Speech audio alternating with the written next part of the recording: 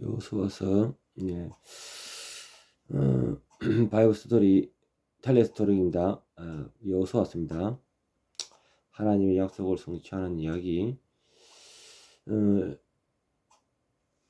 새로운 시대의 시작이 됩니다.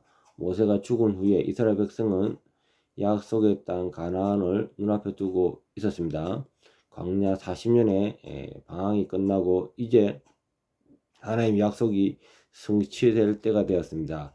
그러나 그 앞에는 요단강이 가로막혀 있었고 강한 가나안 족속들이 버티고 있었습니다. 이스라엘은 여전히 불완전한 공동체였고 그들의 믿음의 힘을 받을 준비가 되어 있었습니다.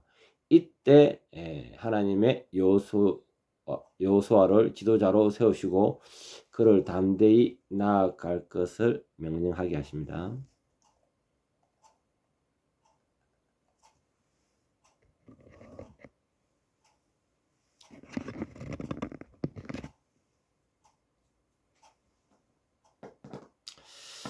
우리가 이제 모세가 다음 세대의 후계자를 세웠다는 겁니다. 후계자를 세운다는 것은 의미가 있는 겁니다. 지금 당대에 우파의 지도자들이 있고 또 그러한 리더십의 젊은 세대가 사실 얼마 전까지는 없었어요. 최근에 광화문의 동향을 볼 때 10대에서 30대까지 다음 세대가 일어났습니다. 오히려 40, 50대 세대는 지금 현재 오히려 기득권에 빠져서 허우적거리고 있습니다. 그래서 다음 세대가 일어나니 상당히 공적이네요. 자, 이 여호수아의 소명과 준비. 여호수아는 오랜 동안 모세의 수종자로 섬기며 하나님의 말씀을 듣고 배우던 사람이었습니다. 출애굽기에서 그는 아말렉과 전투를 이끌었고 신의 산에서 모세와 함께 하나님의 임재를 경험했으며 가나안 정탐 때는 믿음의 소굴을 한 소수의 사람 중 하나였습니다. 이러한 훈련과 준비를 거쳐 하나님께서는 그를 모세의 후계자로 세웠습니다.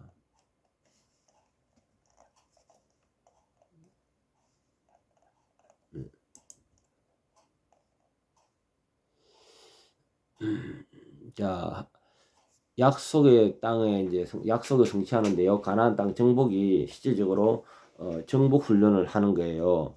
모세는 여기까지 가기 전에 이제 돌아가시게 되고 여호수아가 가장 중요한 것이 가나안 정복인데 하나님께서 여호수아를 통해 가나안을 이스라엘에게 주시기로 약속하셨고 그 과정은 철저히 하나님의 인도하심 아래 있었습니다. 자, 첫 번째 요단강을 건넜습니다. 이스라엘 백성은 제사장들이 벗개를 메고 요단강을 발을 들어놓고 강물을 갈라지는 기적을 경험했습니다. 이는 출애굽 때 홍해가 갈라진 것과 유사한 사건으로 하나님께서 모세에게 하셨던 것 같이 동일한 방법으로 여호수아를 지도자로 세우셨다는 것을 보여줍니다.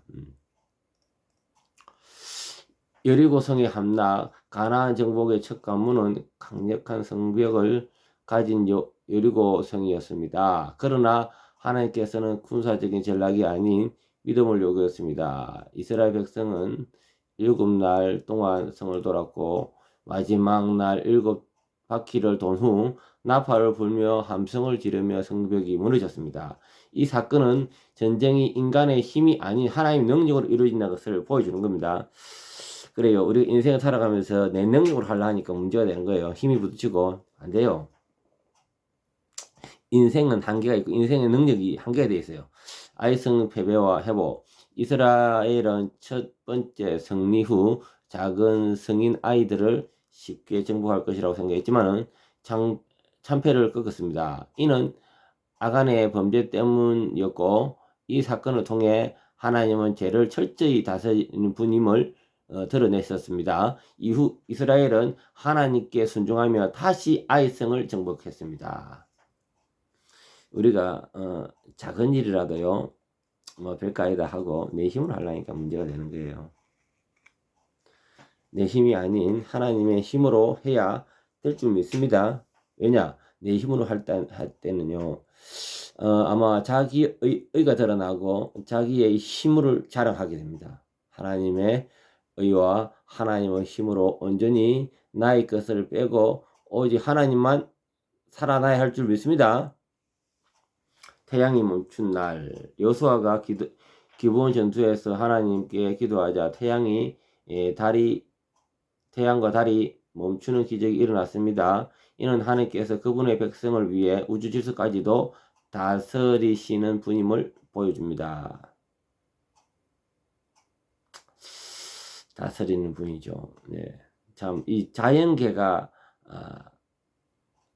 선다. 참, 이거는 초인류적인 겁니다. 초자연적인 거고요. 예.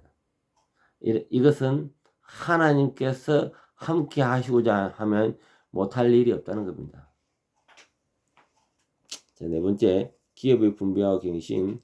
가나안을 정복한 후 여호수아는 각 지파에게 땅을 나누어 줬습니다. 이 과정에서 하나님께서 이스라엘 삶을 구체적으로 다스리시며 그들이 어떻게 살아야 할지 정하였습니다. 특히 레위 지파에게는 기업이 주어지지 않고 오직 여호와 하나님이 그들의 기업을 대심을 강조하셨습니다. 여호수아는 마지막 이스라엘 백성을 세금으로 모아 하나님을 언약을 갱신해서 합니다. 그러므로 이제 여호와를 경외하고 온전하고 신실함으로 그를 섬기라. 오직 나와 내 집은 여호와를 섬기겠노라. 이 장면은 여호수아의 결론이자 신앙의 결단을 촉구하는 강력한 메시지를 담고 있습니다. 여기서 왜 중요한가요? 예. 단순한 역사적 기록이 아니고 하나님께서 자신을 약속을 신실하게 이루시는 분임을 증거하는 책이죠. 또한 여호수아의 생애와 가나안 정복 과정에서 또 예수님과 또 연결됩니다. 또 예수님의 그림자입니다. 예표. 예수님의 그림자다. 여호수아는 히브리어로 이름은 헬라로 예수와 동일합니다. 이는 여호수아가 이스라엘을 약속의 땅으로 인도한 것처럼 예수님께서 하나님 백성을 영원한 안식으로 인도하신다는 것을 보여주는 겁니다. 영원한 안식으로. 예. 자, 두 번째, 믿음과 순종. 여호수아와 이스라엘이 하나님께 순종할 때 승리를 거두었고 불순종할 때는 패배를 경험한 것처럼 신앙의 삶에서 순종이 중요합니다. 야고보서 1장 22절이죠. 하나님의 신실하심이 하나님께서는 아브라함과 모세에게 하신 약속을 성취하였습니다. 이는 오늘날 성도에게도 하나님의 약속이 신실하게 이루어진 것을 확신을 보여줍니다. 자, 결론.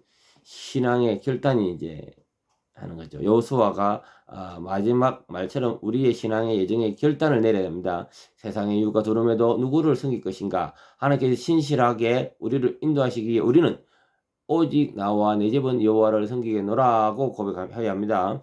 여호수아의 이야기는 단순한 이야기 아니라 오늘날 우리의 믿음 생활에 적용되는 강력한 메시지입니다. 우리는 하나님의 약속을 믿고 순종하며 그분과 동의하는 삶을 살아야겠네요. 예. 인생이 딱 이렇게 레파토리가 우리가 살았던 것이 아닙니다.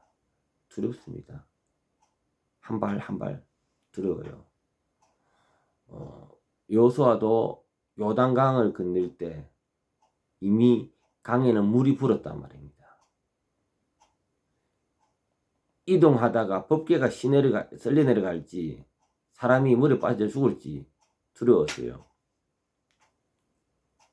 이런 두려움 가운데 하나님께서 또 승리를 주신단 말입니다.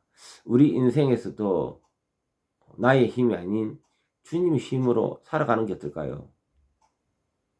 나의 힘과 능으로 할 때 한계가 있지 않습니까? 늘 주님께 아뢰며 주님 도와달라고 기도하며 살아가기를 간구합니다. 기도 마치고 주님 감사합니다. 여호수아를 바라보며 우리는 연약하고 주님이 앞서서 하여 주시옵소서.